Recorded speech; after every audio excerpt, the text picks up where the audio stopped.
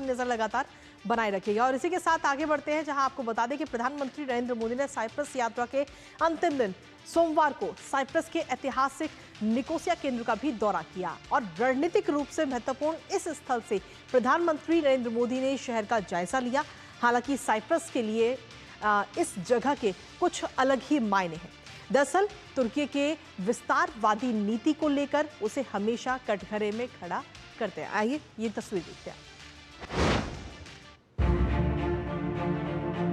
प्रधानमंत्री नरेंद्र मोदी की 2 दिवसीय साइप्रस यात्रा एक तरफ जहां पहले से चली आ रही संधि में नए आयाम जोड़ने वाली रही है, तो वहीं इसके कुछ रणनीतिक संकेत भी हैं, जिसकी चर्चा पूरे वैश्विक समुदाय में की जा रही है। दरअसल प्रधानमंत्री मोदी ने यात्रा के दूसरे और अंतिम दिन निकोसिया केंद्र का भ्रमण किया, जहां वे क्षेत्र की समृद्ध सांस्कृतिक विरासत और इसकी भौगोलिक स्थिति से रूबरू हुए। उन्होंने ऐतिहासिक निकोसिया शहर के कुछ हिस्सों का भ्रमण करने के लिए राष्ट्रपति क्रिस्टोडोलिसेस के प्रति आभार व्यक्त किया।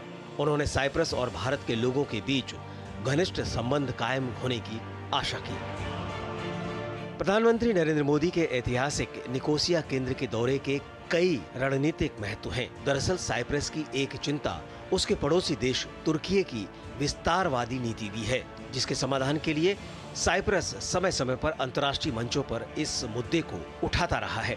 दोनों देशों के बीच संघर्ष की स्थिति कायम है, जिसकी शुरुआत 1974 में यूनान सरकार के समर्थन से हुए सैन्य तख्तापलट से हुई। दोनों देशों के बीच लंबे समय से सीमा और नस्लीय विवाद कायम है। मीडिया रिपोर्ट्स के मुताबिक तुर्की ने 30,000 से ज्यादा सैनिकों को इस क्षेत्र में तैनात किया हुआ है। साइप्रस की राजधानी निकोसिया एकमात्र राजधानी है जो 2 हिस्सों में बटी हुई है।